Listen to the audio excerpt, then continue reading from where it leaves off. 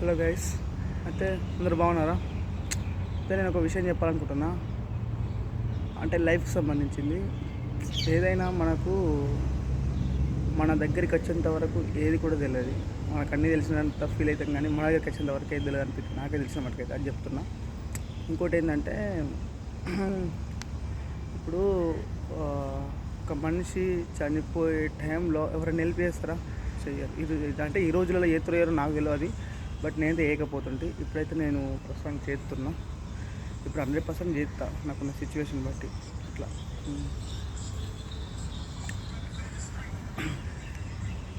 ఈ విషయం అన్నట్టు. అయితే అది ఈ మాట నేను ఎందుకనంటే దాన్ని నెక్స్ట్ చెప్తా. అయితే అది విషయం ఏంటంటే, ఇప్పుడు మా అమ్మ విషయంలోనే జరిగింది.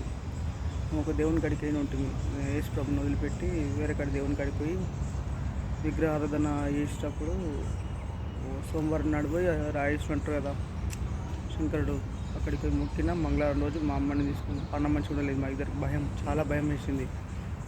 అందుకే వాక్యంలో కూడా 2-3 సార్లు చెప్పిండు, భయపడే వాళ్ళకు నేను వీళ్ళకి చెప్పుతా అన్నట్టు. అది నాకు తెలియదు. అంటే దేవుని వదిలిపెట్టి అనుకుంటాం మేము అక్కడికి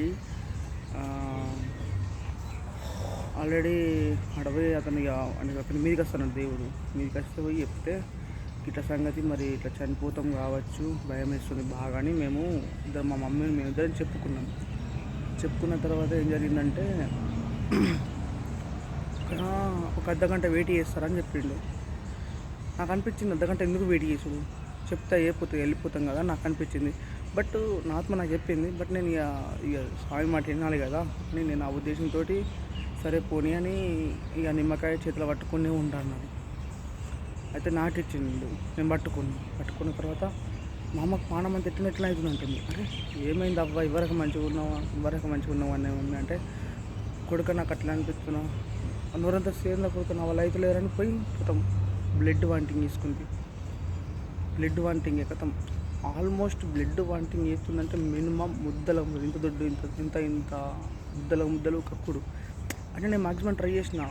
అప్పుడు నాకు యేసుప్రభు గుర్తుకు రాలేదు, సత్యం చెప్తున్నా. యేసుప్రభు అది నాకు ఏది గుర్తుకొచ్చి అంటే, మీ ముక్కులమ్మ కావచ్చు, ఇంకా మీరు ఏ దేవుడు కావచ్చు, వేరే దేవుడు కావచ్చు, ఒకసారి ఆ దేవునికి ముక్కు అంటే ముక్కు బొంకి రాసిన రోడ్డు మీద. అక్కడ ఎంతమంది చేస్తాం, 400 మంది ఉన్నా కానీ అందరి కాళ్ళు మొక్కినా కానీ ఎవరు కూడా రెస్పాన్సిబుల్ కాలేరు. అంటే పట్టుకోవడానికన్నా వాళ్ళు దగ్గరికి రాలేరు. ఒక ఆటో కూడా మాకు అంతగానో ఇది చేయలేడు. అంటే నేను చెప్పేది ఏంటంటే, ఎవరి దగ్గరికి కానీ ఎలాంటి సిచ్యువేషన్ కానీ హెల్ప్ చేయాలని నా ఉద్దేశం. అంతకుమించి నేను కోరుకునేది ఏం లేదు. సరేనా గైస్, అంతకుమించి నేను ఊహించేది కూడా ఏం లేదు. అట్లా అన్నట్టు అట్లా జరిగింది. అంటే నేను అనుకునేది ఏంటంటే, ఆ దేవుణ్ణి తప్పు పట్టడమా, లేకపోతే మా అమ్మకైనా ప్రాబ్లం ఉండి నేను తప్పు పట్టడమా, లేకపోతే ఇంకా నేను యేసు ప్రభుని వదిలిపెట్టి నేను ఆ దేవుని దగ్గరికి పోవడం తప్ప. అంటే నా ఉద్దేశం అట్లా చెప్తున్నా. బట్ మీకు తెలిసిన విషయం ఏంటంటే కామెంట్ చేయండి ప్లీజ్. ఎందుకంటే మీరు చెప్పింది నేను అర్థం చేసుకుంటాను. సరేనా? Okay, bye.